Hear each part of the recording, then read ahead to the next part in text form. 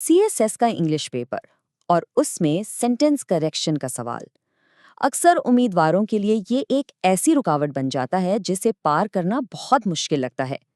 ये सिर्फ चंद जुमले ठीक करने की बात नहीं है, बल्कि ये वो हिस्सा है जो पूरे पेपर के नतीजे पर असरअंदाज हो सकता है। तो सवाल ये उठता है कि आखिर ये सिर्फ 10 नंबरों का सवाल इतनी अहमियत क्यों रखता है? इसमें ऐसी क्या खास बात है? सबसे पहली और सबसे वाज़ेह वजह तो है ज़ाहिर है नंबर्स। पूरे 10 नंबर। इसका मतलब है हर सही जुमले के लिए 2 नंबर।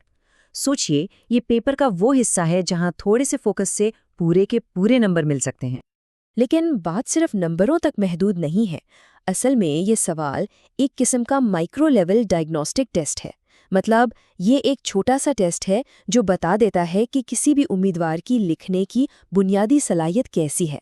जो गलतियां यहाँ पर पकड़ी जाती हैं ना, बिल्कुल वही बड़ी बड़ी गलतियां ऐसे और प्रेसी के पेपर्स में भी नजर आती हैं। तो चलिए अब सबसे अहम सवाल की तरफ आते हैं। मुम्तहिन का असल मकसद क्या है? वो इस सवाल के जरिए आखिर जानना क्या चाहता है? देखिए, एक आम ख्याल ये है कि मुम्तहिन ग्रामर के बहुत ही पेचीदा उसूलों में उलझाने की कोशिश करता है। लेकिन सच पूछे तो हकीकत इससे बिल्कुल अलग है। इसका मकसद उलझाना है ही नहीं। तो फिर असल मकसद क्या है? वो है clarity of the written expression of an aspirant. सादा लफ्जों में मुम्तहिन ये देखता है कि एक उम्मीदवार अपनी बात लिखकर कितनी वजाहत से समझा सकता है। तो ये ग्रामर से ज़्यादा मंतिक और वजाहत का टेस्ट है। जुमला सिर्फ ग्रामर के लिहाज से सही ना हो, बल्कि इसका मतलब भी एकदम साफ और मंतिकी होना चाहिए।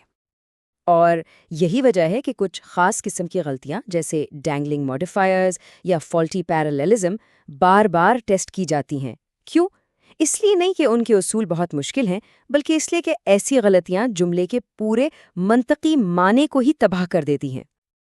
अच्छा, अब जब हम ये समझ गए हैं कि मुम्तहिन असल में ढूंढ क्या रहा है, तो चलिए अब इस हिकमत अमली पर बात करते हैं जिससे इस हिस्से में अच्छे नंबर हासिल किए जा सकते हैं।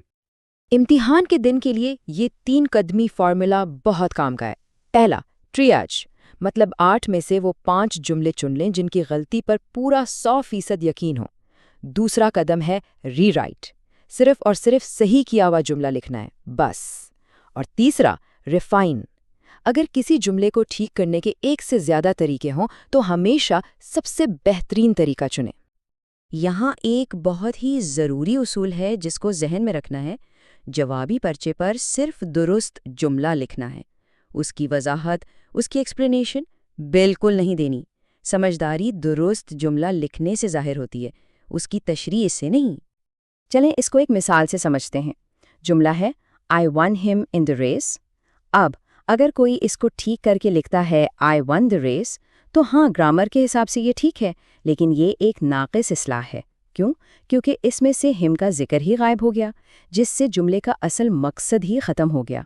सबसे बेहतरीन इस्लाह क्या होगी? I beat him in the race. इससे ग्रामर भी सही हो गई और जुमले का असल मतलब भी बरकरार रहा। चलिए अब इन आम गलतियों पर नज़र डालते हैं जो CSS के इम्तिहान में बार बार पूछी जाती हैं।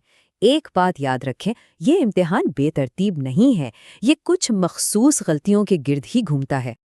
तो वजाहत को तबाह करने वाली सबसे बड़ी गलतियों में से एक है डैंगलिंग मॉडिफायर। इसकी मिसाल देखें, queuing slowly the pepperoni pizza tested delicious. अब इस जुमले का लफ्जी मतलब क्या बन रहा है कि पिज़्ज़ा आहिस्ता आहिस्ता चबा रहा था, जो कि बिल्कुल गैर मंतिकी इलॉजिकल बात है। तो ये मिसाल दिखाती है कि कैसे एक छोटी सी गलती पूरे जुमले का मतलब ही बिगाड़ सकती है। ये जो डायग्नोस्टिक चेकलिस्ट है ना, ये एक ज़बरदस्त टूल है। इसकी मदद से बहुत तेज़ी से पहचाना जा सकता है कि किस जुमले में क्या गलती है, और इस तरह इम्तिहान में अपने 5 टारगेट जुमले चुनना बहुत आसान हो जाता है। आखिर में आइए इन वसाइल और मुतालियाती मंसूबे पर बात करते हैं जो इस हिस्से में महारत हासिल करने के लिए ज़रूरी हैं। सबसे पहले तो ये जानना इंतहाई ज़रूरी है कि बहुत से मुकामी किताबों और वेबसाइट्स पर गैर मुस्तनद या सीधा सीधा गलत हल दिए गए हैं। इन पर इन्हिसार करना नाकामी की एक बहुत बड़ी वजह है। हमेशा मुस्तनद बैनुल-अक़वामी रसाइल का इस्तेमाल करना चाहिए। इस काम के लिए ये 3 किताबें बेहतरीन हैं। रेनन मार्टिन बताती है क्या, यानी ग्रामर के बुनियादी उसूल।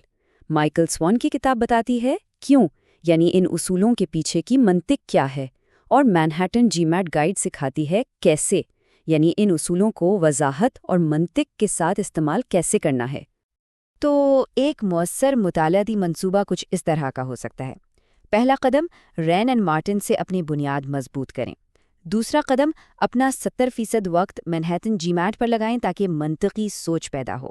اور تیسرا قدم، پچھلے سالوں کے پرچے حل کریں اور جہاں بھی مشکل پیش آئے مائیکل سوان کی کتاب سے مدد لیں۔ تو آخر میں یہ سوال خود سے ضرور پوچھنا چاہیے، کیا صرف گرامر کی پڑھائی ہو رہی ہے یا پھر لکھنے میں وضاحت یعنی کلیئرٹی پر مہارت حاصل کی جا رہی ہے؟